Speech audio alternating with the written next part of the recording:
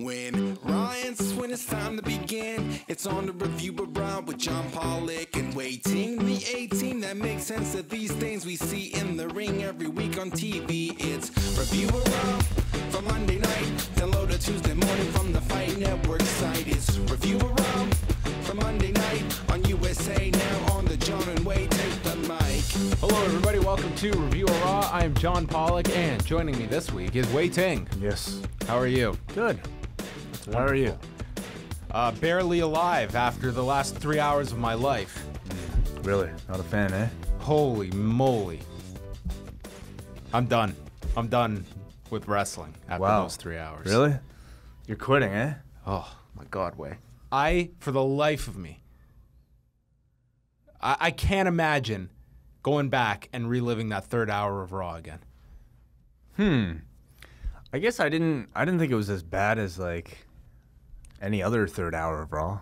Oh, I don't know. Maybe it was the combination. I caught up and I was live by the third hour. Yeah. And knowing that they had nothing for the third hour until this Enzo celebration. Uh-huh. Lots to discuss. Okay. Let's just say it's going to be a long fall if this is our Raw roster. Boy, I guess you were more. No, I mean, I thought the whole show was just I was kind of the same for pretty much the entire thing. What did we learn on Raw? Enzo's not a good person. Okay. Yeah. Roman Reigns is kind of a good person because he might be joining with his friends that we all like. But we don't know that. We're going to learn that next week where they're going to do the same match over again. I guess so, yeah. I can't come up with anything. I couldn't possibly say one thing you have to make sure you see from this Raw. Yeah, okay. I could buy that, yeah. I mean, we'll get into it. Let's talk about it. Raw was in Ontario, California. Ontario, California, yes. We had maybe the biggest angle of the entire show was the Bullet Club going to Raw. This seemed way more interesting than what was happening inside the building. What exactly was happening with the Bullet Club? They just went to Raw, and a bunch of people followed them around, and they took some photos. They were attempting like one of those DX invasions. I don't think they were really trying to invade. They were more just... They stood outside. They were filming their show, and they got lots of attention. Mm-hmm. So that was happening outside. Inside, we had the Miztourage in the ring for our Miz TV segment to start things off. I'm sorry, I'm going back. This feels like it was 3 days ago that this opening segment happened. That's how long Raw felt to me. So the Miz is playing to the Southern California crowd and says he guarantees his unborn son won't be a loser like Kurt Angle's son, and then introduces Roman Reigns, who comes out. And it's a negative Roman crowd, and I say that because it was an interesting shift throughout this segment. Miz apologizes on behalf of the crowd when they're booing, but Reigns says, no, we like it loud. Reigns says that he respects John Cena now. Oh, okay. Yeah. This felt way too jarring for the promos they were doing, and now all of a sudden we're best buds. But it happens in almost every UFC fight, doesn't it? Where two people just don't like each other, they hate each other's guts, and then the fight's over, and they're like, oh, he's not such a bad guy. This guy, a week ago, made fun of him failing a drug test, and now, yeah, he's my boy. I love John. Yeah. This guy said, I can do this better part-time than you can full-time. I can't retire because you're terrible. Well, I guess he proved him wrong. I guess so. He's a very forgiving man. He says that Cena held down the fort for 15 years. No other top guy can say that. And he's proud to say he beat Cena last night and calls it the biggest win of his career. And The Miz is an idiot. The Miz says that the guy is the guy in the ring holding the championship and calls his Intercontinental title the most prestigious in the company. Reigns says how Miz could never beat Jason Jordan one-on-one and tells Axel and Dallas to go grab him a beer in the back. Miz then says how Reigns rode the coattails of two guys when he came to the WWE, and if the Miztourage was around, then the Shield would have been nothing. And asks what would have happened if the Shield had ever faced off with the Miztourage, and Reigns laughs this off, saying they would have whooped their ass. And the place cheered at this. This was the turning point of Roman Reigns. And Reigns was, I thought, heavily cheered throughout the rest of this segment. So just by osmosis of the Shield name, it endeared Roman Reigns to this California crowd. And the crowd was somewhat excited by this, but then he he stepped it back, stating Rollins and Ambrose, they're doing their own thing, and I'm in one direction, and that's going for Brock Lesnar. Miz says how he's carried Raw. He made the IC title what it is, and he's the man to beat.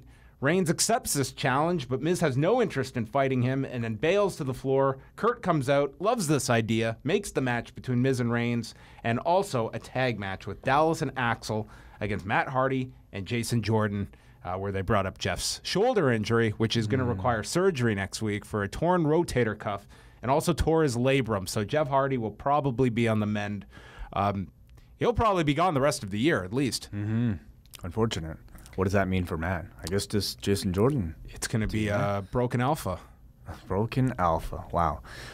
Reigns, who I feel like has been kind of playing more of a gray area character over the past several months, at least on this episode, kind of felt like he was trying a real attempt at becoming a full-on babyface here, telling the crowd to, doing the John Cena thing. He was trying comedy here, and it wasn't falling flat. Yeah, but I also think, this whole... So people aren't necessarily enjoying Roman Reigns, but I think everybody still has very fond memories of Roman as part of the Shield, and I suppose that's what they're banking on this time to really finally get this guy liked is to draw the Shield associations. Yeah, and that, we'll get into it, but that clearly looks to be the direction they are going with the Shield against the Miztourage. So first segment ends, and then we go into our tag match, Axel and Dallas against Matt Hardy and Jason Jordan. Jeff was there, so he was in his corner. I don't know if Jeff's going to be sticking around, but that'll suck. If he's got to go on the road while he's rehabbing a torn labrum. So hopefully they just let this guy stay at home and rehabilitate. What they're claiming was the Tower of Doom spot from last week, but... Dave Meltzer has reported that this guy, it looks like his shoulder's been a mess since July. So he's been working hurt all summer, and this was probably... Well, it was very evident in the match last week that he was certainly favoring his shoulder, but it wasn't the Tower of Doom spot I noticed. It was when he did the poetry in motion and landed badly on his arm, because I remember rewinding it, noting how he was grabbing his arm. So I'm sure it's been just damaged, and last week's match probably didn't help matters. So I see. Anyway, makes you wonder why they didn't create a spot. That was a bit more obvious. This Tower of Doom spot, maybe he did tweak it on this, but it didn't even look as though it really did much. Anyway, this match, pretty much a basic tag match. Hardy and Jordan sent them to the floor. They went through a commercial break. Got the heat on Jordan for a while. He tagged in Matt. He hit Dallas with a neck breaker. Twist of Fate got countered with a schoolboy for a brief 2 count. Then he came back. Side effect to Dallas. Axel saved, and then Jordan came in, took out Axel with a running shoulder block into the corner, and then a Twist of Fate delivered by Matt, who pinned Bo, and they win. Broken alpha. Broken alpha. Yeah. And I don't know, where do you see Matt 3 months from now? If Jeff is out for a prolonged period of time, which... 3 months? Torn rotator cuff is not going to be something you bounce back from quickly. They don't really seem to be doing anything with his character as a single star, even as a tag team. So, unless I feel he's going to be in a Goldust role where he's just going to be exactly who I was thinking, putting guys over and not teaming up tag teams with various people, and then, but kind of being the secondary person to get the other person over. Yeah, it's going to be a struggle as Matt is a single, or even if he's briefly attached to Jordan, who I see them having. What an awkward team. I feel that would be a very short-term thing, because I think they do have plans for Jordan, and I think you have to turn Jordan at some point too. So I don't see this being a long-term thing between the two. They showed a SmackDown ad, and for Tuesday night, the question going in is, how will Shane respond to Kevin Owens? Which I watched SmackDown last week, and I know the answer to that. Yeah, what's the response? He responded last week. Maybe he's responding to Kevin Owens' response to Shane's response last week, because Owens did get the last word in, I guess. Okay. All right. So that's what we're getting going into Hell in a Cell, responses. Point, counterpoint. There was a recap of Brock Lesnar and Braun Strowman, which Corey Graves set up by stating it was a sci-fi movie come to life, which I was thinking of Plan 9 by the end of that match. It was a disaster. Much better, I thought, in edited highlight form than in actual real time. Did you like the match? I didn't think it was a disaster. No, it wasn't a disaster. It was underwhelming. Come on. Yeah, sure. I had high expectations for that match. That was the main event of WrestleMania for me. Yeah. Elias is inside the ring. He tells the audience their purpose has arrived, and he runs down Apollo Crews and is interrupted by his entrance theme. So if you missed the kickoff show, you got to see pretty much the exact same match. Booker asked whether Titus can really bring the best out of Apollo Crews and says, what did he ever do for Akira Tozawa? And Cole shuts him down, stating, well, he won the Cruiserweight title. And Booker goes, yeah, okay. Graves noted that here on Raw, we don't do politics, as Cole was trying to introduce politics into the discussion. All I can say is, can you imagine if this were 2002 and everything that's going on at the moment is happening? Like this past weekend, very, very hard to avoid the intersection of politics and sport. And that in 2002, the WWE would have been all over this. And I think painting themselves in a horrible light for history to look back upon. But I think they would be totally into this. What do you think they would have done? Oh, God. I think they'd be all over. They would be begging Trump to be on Raw. Oh, yeah. They would be begging, and I think they'd have a pretty good shot at getting him at this point. Yeah.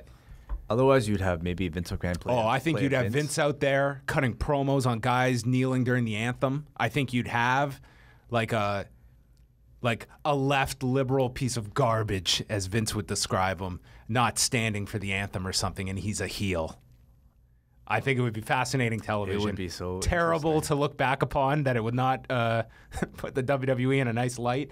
But I guarantee you, it's killing Vince not to be able to commentate and share his thoughts on the political scene at the moment.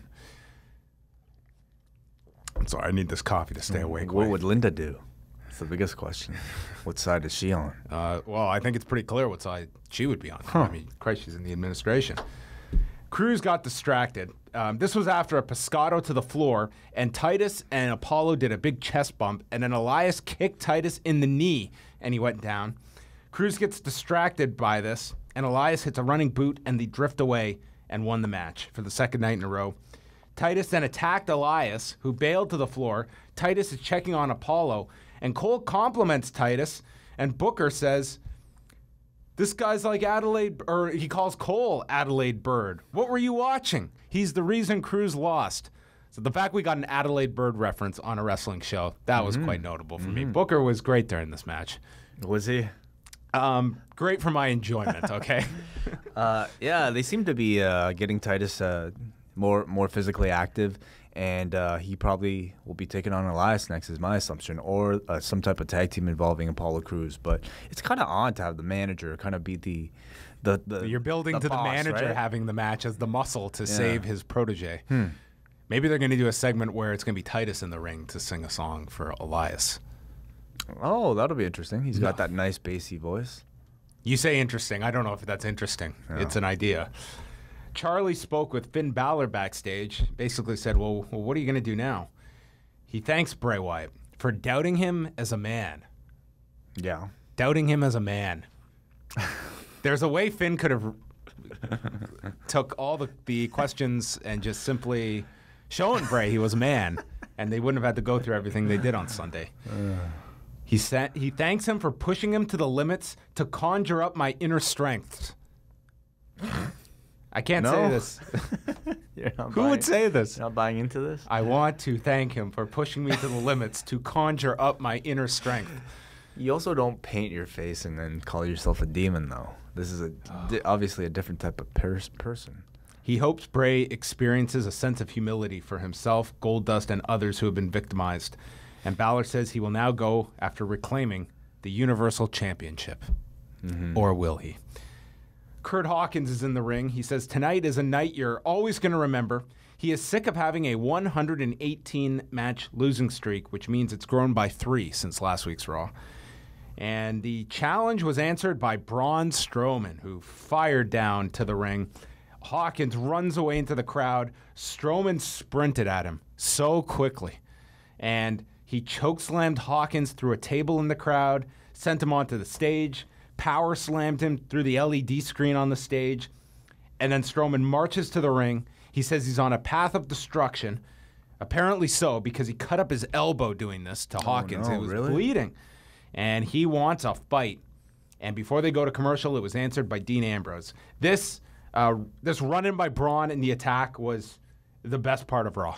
It was great. These 3 minutes were the only 3 minutes of Raw that I found worthy of attention. It had to be because I suppose this was him. They had to do a make good for him because Yeah. I thought Braun was cooled off with that loss. And Sure. I didn't have the same feeling when Joe lost in July. I thought it was different this one. And why is that? I just thought with Joe, it was, I think as well in people's mind, it was like Joe was just meant as a stopgap. And he really got over. And I thought it was a better match, too, with Lesnar. Joe overachieved what he was Yes, supposed to. and in this one, I think people had expectations that this was going to be building upon the four-way at SummerSlam. And instead, it was a much lesser version of it. It wasn't this big dream match of two monsters having this incredible match. It was an underwhelming wrestling match. Do you think this was what he did to Kurt Hawkins was enough to kind of rehab him? It was something. Yeah. What do you feel is going to be his direction? Because it's pretty thin in terms of no Cena, no Lesnar. Joe's hurt at the moment. He probably won't be back by TLC. I really would have expected a rematch against Brock, but after the finish on Sunday, it's kind of I don't understand why they would have gone with that particular finish completely clean if they were building towards a rematch. So it's a very good question. So he murdered Hawkins. Dean's out, and they had a singles match. Ambrose had his left shoulder all taped up. Strowman caught him. Ambrose goes to his back, applies a sleeper, runs him into the corner to break it up, hit Ambrose with an avalanche. He's beating down Dean, working over the shoulder. Ambrose made a comeback and went for the suicide dive, got caught, and then landed a tornado DDT onto Strowman, who beat the count back inside. Strowman then runs shoulder first into the post, which I swear to God, if you watch No Mercy and Raw, this spot had to have happened 6 times of people running shoulder first into that post. Ambrose hit a top rope elbow, got caught, and then gets hit with the power slam, and a 6.5-minute match with Braun winning. I thought a pretty decent David versus Goliath match, which I think Ambrose does really well. Yeah, good heroic spot for Dean. Kurt is backstage with Derek Moore, the referee, and he tells him to keep a close eye on the Miztourage tonight. And Derek Moore said, "Yeah, cool, that's my job. Thanks for this meeting." Enzo walks in. He wants to have a celebration tonight. Angle isn't sure his win is worthy of a celebration after the way in which he won. Angle relents and then goes to offer Enzo advice, to which Enzo says, "I'm good," and he left. And this was the building of Enzo in a main event segment to close the show. Well, I mean, the Enzo Amore heel turn is what it was. This was the start of it. We'll get into it, yes. Ambrose is recovering in the locker room, and Seth Rollins brought him some ice and told him to stop taking dumb matches like this. It affects him too. And he tells Dean to think first. Dean suggests that Rollins think less and be less predictable. Be like no one, Seth. And this ends with Rollins. Wasn't that the 2K18? I'm inserting that. It wasn't a line by Dean. It would have been an eye roller if it was. Did you see the 2K18 ad? Yeah. Did you like it? I did, yeah. I thought it was great. I thought it was really cool. This ends with Rollins proving he is not predictable by telling Dean that he's going to go ask Kurt Angle for a match with Braun next week. And Ambrose says, "I wouldn't have predicted that." And then he admits that him challenging Braun tonight was a bad idea. Alexa comes out. She says that she considers the fans her friends despite their differences, and has to be honest with her friends that she's very disappointed in each and every one of these people. She says she beat 4 women last night who she called future Hall of Famers, which I am just envisioning the Emma induction speech. Maybe it's just going to be a vignette week after week that Emma's going into the Hall of Fame, and then she just never makes it. So she went over all the comments she received today online, and they were all talking about Bayley and Sasha, Asuka debuting at TLC, which they cheered, and not her. She's cleaned out the women's division and then gets interrupted by Mickie James. Mickie says she wasn't in the match, so she hasn't beaten her, and brings up Alexa's comments on Raw Talk. And Bliss says she respects her. She brought Mickey back to the WWE and was one of her favorites when she was a little girl, even one of her top 8 on MySpace, back when MySpace and Mickie James were relevant. And Bliss says that Mickey still has a few fans who chant, "You still got it," and it's great that her demographic has someone to represent them, which was a great line. And she says she just doesn't want to see Mickey break a hip. Mickey was breaking down barriers, she said, before Alexa was even wearing a training bra, and demands that Alexa repeat what she said on Raw Talk. And finally, she tells Mickey that she's an old lady, and Mickey nails her with a kick and sends her to the floor. I thought they both did really well. This was a good segment. I thought both had really good lines that were well delivered, and the crowd seemed to react for almost all of it, which is, I think, more than they would have previously for a Mickie James-Alexa Bliss feud. So I thought Mickey probably did the best she's done on Raw since she's probably given the most she's been given on Raw since she's debuted here. So this was also an example, I thought, of a scripted segment that they pulled off well. I mean, these are not these women, I think, getting bullet points. I think they're very structured, but they didn't make it feel forced with all the dialogue that they did have. So this was a good segment. Do you feel this will be just a TV match, or is this going to be at TLC? How many weeks until TLC? You got 4. Probably a TV match. But with Asuka coming, I mean, it kind of makes sense that she would be figured into the title. Although I'm not crazy about that, having the title match, her first match in. I don't think you have to, yeah. So then Seth Rollins took on Sheamus, and we had Cesaro come out, and he never opened his mouth here. So he didn't show off his teeth. Rollins was mocking him because of his teeth. I thought, what an asshole. I know. I thought the same. Anyway. What a dick move. So if you missed it, he got nailed into the post. And his slingshot. A slingshot into the post. And then instead of his teeth being chipped, which I think everyone assumed, his teeth were jammed into his gums. I've never even heard of that happening. That's because thankfully it's never happened to you. I didn't know that was possible. That your teeth could be stabbed further into your mouth. Well, now you know. Yeah. The more you know from Cesaro. God, and the guy finished the match. What would you rather, a torn rotator cuff and you're out months, or you're out a week but you have your teeth jammed in your gums? I'd seriously consider the two. I mean, torn rotator cuff sucks. Yeah, I don't think anyone would wish that. But maybe you could make more money with the would you teeth, rather right? a broken arm? That would be a 2-month recovery. If my living depended on me wrestling matches, then I would deal with the broken teeth. Yeah. Fair enough. This was a pretty quick match. I thought these guys were going to go like 20 minutes to kill time. I was glad they didn't. But anyway, Sheamus was in control. He dropped a knee coming off the turnbuckle, stood up with the stretch muffler applied, and then into a sit-out powerbomb for a 2 count. Rollins took a knee to the face off the apron while he was draped, and then Sheamus called for the brogue kick. Rollins ducked. Sheamus went to the top, got caught with a super kick, and then the King's Landing that Rollins hit for the win in 4 minutes, 11 seconds. Called. The King's Landing. The King's Landing. Okay. All right. See, he's the King Slayer. Yeah. But then his move implies that now he is royalty, right? Or his knee at least is the king, right? Because his knee is landing. Maybe his opponent is the king, and he's landing into his knee. So everyone that hits it has that status? Everyone who takes the knee. It's a pretty stupid name for a move. It's got the word king in it. I guess. Yeah, they've really put over Cesaro, though, like on commentary as well, you know? So I really feel like... And apparently he got a standing ovation last night after the match, so... He deserves one. Well, I mean, I feel like this entire time, I feel like the man has been miscast as a heel. I think he's somebody that the fans want to love. And something like this broken teeth thing, it could really help his babyface run. But I don't know. Maybe I don't see them breaking up that team just yet. Finn Balor's walking backstage and runs into Goldie, not Mike Goldberg. It's Goldust who corrects him on his nickname and is not to be called that, who's back in his paint now. And he says, "I'm not a victim of Bray Wyatt and I didn't need your help. He can do it all himself." And Balor apologizes.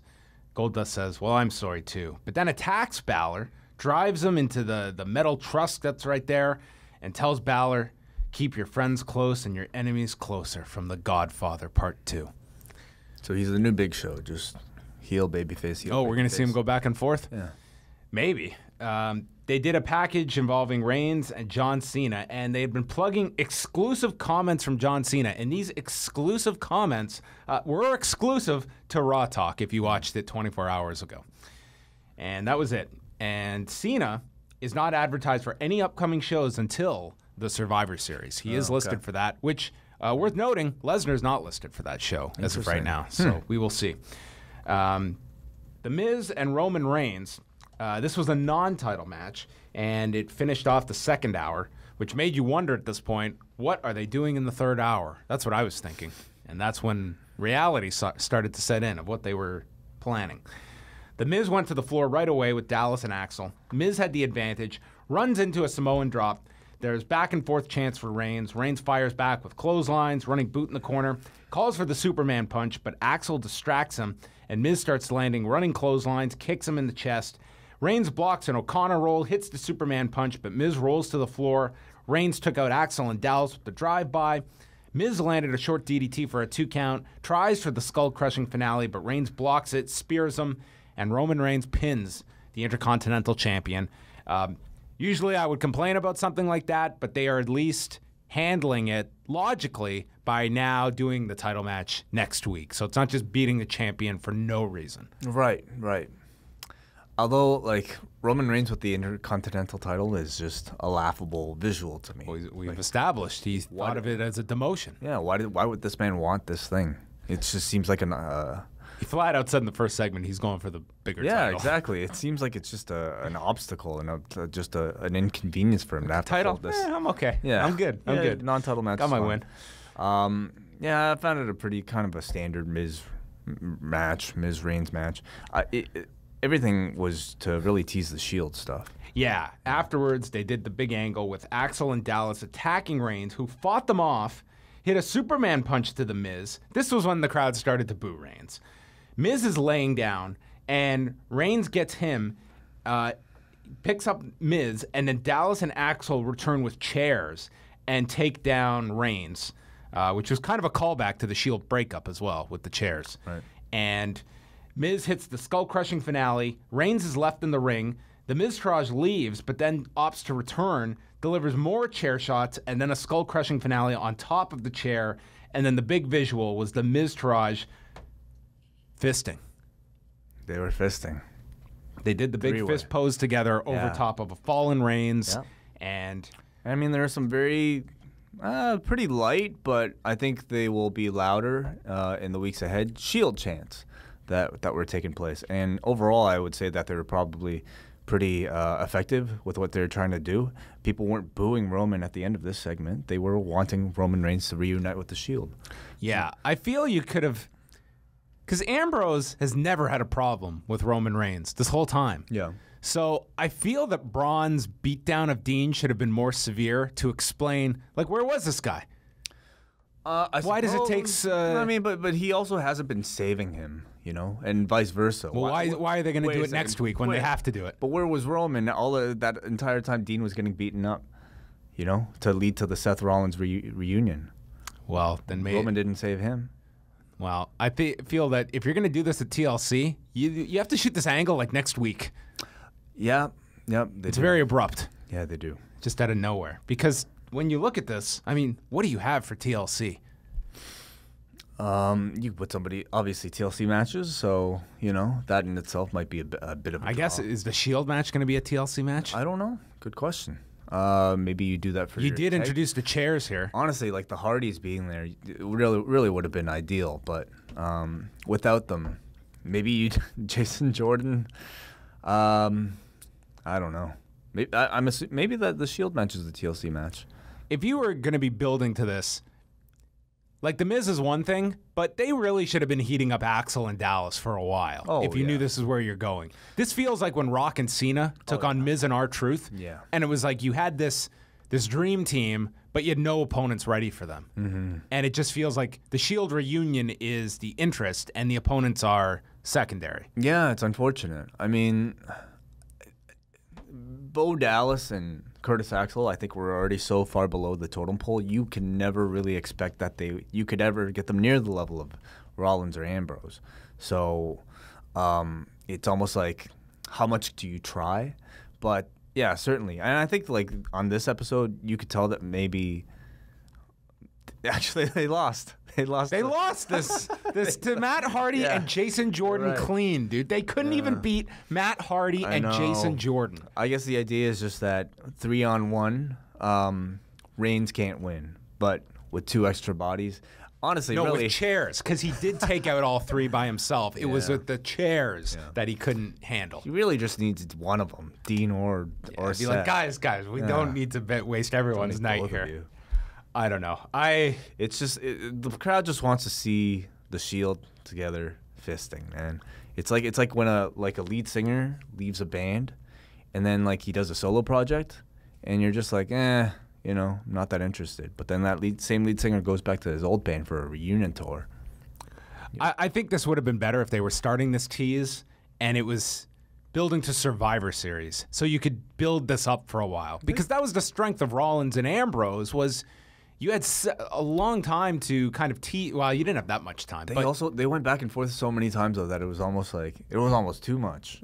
By the end, they were pretty hot though when they finally joined. Do they have enough? They've also just done that, and now you're doing it here. But do they have enough content to make it all the way to Survivor Series? No, they don't. Like this TLC show shouldn't even be happening. There's nothing on this show that needs to happen. You don't have your champion. You don't have Cena. You don't have a program for Reigns unless you're hot-shotting something that could probably be saved for something more important, like Survivor Series. And you do have Hell in a Cell in October. Instead, we got to cram 2 shows into October. Maybe you do the actual save and the actual reunion at Survivor Series, but you actually have a scheduled match at the you do the reunion at TLC, and then you actually have the match at the pay-per-view. So you mean do like 3-on-1 with the Miztourage against Reigns at TLC? I guess not necessarily, but just something to set up the angle. Yeah. I don't know. You're so slim with because you have options. You have the tag team titles that need to be defended too, right? Yeah, maybe they're not being defended. Yeah. I mean, you don't have teams even. So anyway, that was, I guess, the notable angle on the show. Goldust and Finn Balor. Balor is out selling the injuries from backstage. Balor gets sent to the floor selling his ribs. He gets run into the barricade. Goldust is in control after the commercial break. He's working the ribs, hit a spine buster. Balor then hit an overhead kick, stomped Goldust using the rope, then hit a sling blade that barely connected, running drop kick that didn't look that great either. It wasn't timed well. And then the coup de grace for the win. By the way, during that last segment, during the Roman Reigns beatdown, some dude in the crowd was holding a marriage proposal up on his sign. At this show? Yeah, there was a marriage proposal. It said, "Happy birthday, Alyssa. Will you marry me?" And obviously... Does that mean he didn't even take her to the show? I guess so. Assume she's watching at home? Well, it was You think she made it this late into the show? It was a bad assumption because he ended up holding it up again in this match because she didn't obviously see it before. But man, I don't know if she said yes or not, but shit. Oh, God. I don't know. Maybe it means a lot to her. Maybe, I don't know. I doubt it. Not how I would do it. She didn't notice the sign. Yeah. Probably he was watching the football game or something. Yeah. So after Finn wins, he's in the ring, and the Bray Wyatt lights go out. And then we hear a child singing "The Whole World's in His Hands." I was done at this point. Oh, I know. It's like, too are you much. kidding me? Well, the guy lost twice. Like what more? What more can he ask of him? He lost. No paint. Yeah, as a man, he beat him. As a demon, he beat him. What else? Maybe it's like the curious case of Benjamin Button, and Finn's got to become a child now. We're gonna get a child actor to play Finn. Midget match. Yeah, sure. Okay. I can't live through another match with these two, much less the next month of angles between these two. Would you say that about any Bray Wyatt feud, though, at this point? Bray needs to disappear. He needs to disappear. Maybe this will be the TLC match. What? Why would Finn accept it? It's like, what do I have to do? Like, I've beaten you. There's no question here. There's nothing about you that challenges me. I don't have to prove anything to you. You're awful. You're a bad wrestler. You're not good enough. That is you lose a lot. You are in danger of being fired. I don't want to give you another loss. I don't want it on my conscience. You've lost everything. You lost your home this year. I don't want to damage you further. You're very bad at this thing. This character sucks. It sucks. If Finn Balor came out next week and cut that promo, man, this angle would be take my money. Like I'd be all set. You're just not good at this, Bray. So more of this. I was done at this point. I was done in this third hour. So then I was like, please, just anything. And the next words I heard out of this show were, Sasha, did you get my text? Did you get my text? Sasha was being passive-aggressive to Bayley here, that she was very busy today and didn't get her text. And then Bayley says it was every woman for herself last night. Sasha says, I was so close to winning my title back. And Bayley could have just said, yeah, so what? You would have lost it tonight anyway. Because you're not that good at this. This whole champion thing, not good at it either. Sasha says she's over it. So that was quick. They need to focus on their tag match tonight, because what would happen if one of them lost tonight? Bayley says she keeps replaying the sound of her shoulder popping and Nia Jax laughing at her. Tonight she's going to get her revenge. Cool. Angle's on his phone. I don't know what Kurt's job is. Like, what does he do all night? He just talks on the phone with his friends about the show that's going on that he's supposedly running.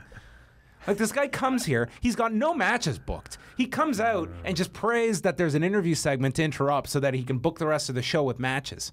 What would happen if no one took the incentive to have a combative verbal altercation with someone to necessitate a match? What does Kurt do? He doesn't shop for a wardrobe. No, he doesn't. See what he had? He had like a tank top on with the fucking jacket on. Yeah. I don't know. I'm assuming there's a lot of maybe financial stuff he probably takes care of. Maybe just like sign signatures and approves of things. Boy. Yeah. But there's no need for a GM on Raw at the moment. I don't feel. He's so... Yeah. Like I forget definitely. At times Kurt's even on this show. Mm-hmm. Then we had Enzo coming in and told Kurt that he's catching some jealousy vibes and he wants a no contact clause for his segment tonight. He wants a clause for a celebration where if any of the cruiserweights touch him, they forfeit their chance at his title. And Angle approves this and then tells Enzo he's annoying as hell. If you had plans for Tuesday night at 10 Eastern after SmackDown, cancel them. Because we are going to get Akira Tozawa versus Tony Nese. Well, after tonight's segment, I mean, wouldn't you want to watch that one? God. Nia Jax and Emma took on the tandem of Sasha Banks and Bayley.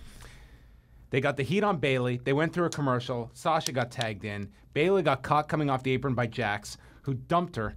Banks then hit a crossbody off the apron, and Jax gets sent into the post. Bayley to belly to Emma, and she won in 85 minutes and 34 seconds. Yeah, that was a match. Bayley got her revenge, I guess. Yeah. They announced for next week in Denver, Seth Rollins against Braun Strowman and Roman Reigns versus The Miz for the Intercontinental title.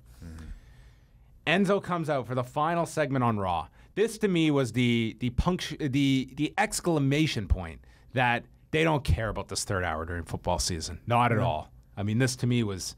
This third hour, to me, they didn't even bother. There was nothing. Was this at least the second most interesting segment on the show? Like, I wouldn't say so. I would say Reigns and Miz had the most important segment with the angle. So that started off I'd say the Miz TV segment was more important. Yeah. Beyond that, I don't know. I don't look at this as anything more important than anything else. I mean, this was an absolutely baffling segment. I can say that in hindsight. I mean, clearly they're peaking for the 10 o'clock hour, right? And I guess whatever's left over, or maybe what they consider to be the next strongest segment, is what you got here. Well, I don't know what this was. Enzo came out for his celebration. They had the red carpet in the ring and says he's been reflecting. He's faced a lot of scrutiny over the last number of months, and it's because all the people are jealous. He made fun of Cass for his injury. Says he wasn't holding Big Cass back, he was holding him up. And then he brought up the "you can't wrestle" chants, which he notes were also chants that they gave to The Rock, to Batista, and John Cena, who are all mainstream stars just like him. Yep, same breath, Enzo. He reveals a drum roll just started out of nowhere. It was early. It was early. Yeah, and maybe intentional, you know? F this guy. Yeah, seriously. The reveal, which is like the easiest pop in wrestling, is just like show anything underneath something that's disguised. It was a certified G jersey. For the punchline, or just so that he could say that they need to retire his jersey. Yeah, no one reacted to this. Yeah. He says he made 205 Live relevant, and then the 205 Live theme song starts, which he asks, "What is that horrible music?" As 205 Live, the roster came out, all of them, and what a lineup this was. Enzo just ran down the gauntlet, running down everyone, not everyone. He isolated all the baby faces. Pretty much, except for Drew Gulak. But, like, baby faces, including those who he's been teaming up The with. guys that he was aligned with. Yeah. He mocked Rich Swann for his size. That was literally Rich. Cedric the Entertainer, the man that charisma forgot. He called out Grand Metalik for having a gut and can't be under 205 pounds. This was unbelievable. Neville comes out. So he makes fun of Neville for losing his crown. And Neville calls him... What was unbelievable about it? You were just killing your baby faces here. Right, because he's a heel. That was the intent, at least, is to show that the locker room, like, to get the locker room to hate him. I'm just... This is so bizarre.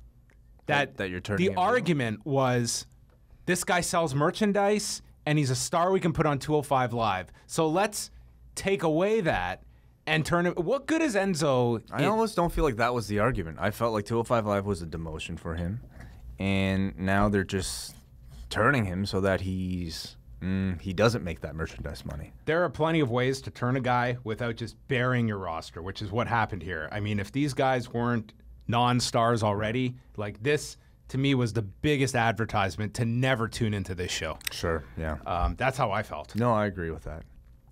Neville came out and called Enzo an unbearable, toxic individual that's alienated everyone he's come into contact with. He was dumped on 205 Live's doorstep when no one else would have him, and he would have left Enzo out in the cold to rot. So Neville says that these nobodies behind him were the ones that gave him an opportunity, and he's made a joke out of them and their division, and you made a joke out of him when you kicked Neville in the balls at No Mercy. So Enzo says they're in the main event slot on Raw, and Neville's never sniffed this hour before because he's a star, and that's a fact. And if you take all of the cruiserweights' combined merchandise money, it wouldn't touch one of his checks, and tells him to get out of his ring and can't touch him because he won't get a title shot. So Neville attacks him. I hope this was a Neville babyface turn. I am not convinced that Enzo's not going to come out and just be cutting babyface promos next week. I don't know either. Yeah, I mean, I'm not necessarily convinced either. But this, I mean, on the surface, definitely seemed like a double turn. You know, it was Enzo gloating about cheating to win. Which I'll say is the wrong role for both guys. Yes and no. I mean, I think Neville has gotten to the point now where he's probably achieved all he can as a heel in the cruiserweight division. And I think there are lines like Miz, you know, talking about how he's an incredibly respected performer. I feel like the crowd, I don't know, hard to say whether or not they'll take to Neville as a babyface, but I feel like he's reached his ceiling as a heel in the cruiserweight division. And I almost took this with him attacking Enzo here, making him ineligible for the rematch. He might be moving up to moving back to the normal roster. Neville. Maybe. What more is there for him to do with the cruiserweight division? Well, Neville attacked him, threw him into the jersey, which was in glass, and then just murdered Enzo, hit him with the red arrow, and ended this just bizarre segment that to me was just the end of the cruiserweight division. That's what it felt like. Yeah. Honestly, it kind of feels like they might have given up a while They couldn't ago. have painted these other guys as bigger dorks. Well, I mean, it was done in an effort to get heat onto Enzo, but yeah, I mean, it certainly didn't help him. That was Raw. Yeah. I did not like this show. Yeah. Yeah, I mean, I thought it was just kind of... star power is definitely lacking, on a show like this. Without Brock, without Cena. And this is what the foreseeable future will be like on Raw. Without even programs for the two to build towards. Like last week, at least you had direction. This one just kind of feels like it's a roster of, like, just average guys. No real superstars involved. I mean... the Shield thing seems to be the most interesting thing that they have building up, and it'll be okay, but TLC certainly needs a lot more than just the Shield reunion. Yeah, I mean, this show, you're compounding it with Joe's injury. I mean, Joe won't be out for too much longer. Yeah. Well, they got Asuka. Even that, I don't know, kind of takes it down a notch from where No Mercy is, but yeah, at least those two things is something. Watch this final segment and then tell yourselves that these same people will be booking Asuka to seamlessly move from NXT to Raw. So let's see. Let us see where things go. That was it. That was conceivably the end of Enzo as a babyface, but it will not. It had to have been. I mean, the guy kicked Neville in the balls to win, and then came out here gloating about his merchandise check. Like, what kind of babyface does that? We'll see. We'll see. I mean, I'm astounded at what they have done to a guy that was a legitimately over babyface in a company that has struggled so hard to find anyone at that level. And it was like they were just bound and determined, how can we kill this? How can we eliminate any interest people have in this guy as a babyface? And I was like, why would you fight that? I don't know. Why would you fight that? But does it make you wonder, like, what he's been doing to piss people off backstage in order for them to do that to him? To sacrifice money, essentially? To do this to this guy? I have no idea why you would go to these lengths to harm your own company. I mean, this is... I don't know. I don't know. It's just strange to me. It's very strange. A guy that is legitimately a merchandise seller. And it's like, we're going to turn him and probably kill that element of him. Anyway, so a bizarre episode of Raw. That's it. That's it. Hey. Oh, yes, that's right. We are running a contest on the website where you can tweet us, Outlaw Radio, and we're asking you to send us photos of you meeting a wrestler. If you've met Enzo, you might qualify to win. So we've already got a ton of people sending in photos already. So it's open till a week Thursday, October the 5th, and then we'll be drawing names, the best pictures. Way will decide along with me, the best pictures. Okay. We'll get copies of SummerSlam, which is available now on DVD that we are doing the giveaway for. And for our YouTube viewers, you can always enter every single week our Pro Wrestling Tease contest, where you just simply have to subscribe to the channel and then post your best and worst of Raw in the comments section. All right, so post your comments there, youtube.com/liveaudiowrestling. Tweet your photos at Law Radio using the hashtag #LawContest. We are going to be back on Wednesday. I guarantee SmackDown will be better than Raw. I guarantee it. If they put up bars and tone for the second hour, it will beat Raw for me. So I promise I will enjoy Raw more. That is it for us. That is all. LiveAudioWrestling.com, the place to go. We'll be back Wednesday, and that's it. I'm going to sleep.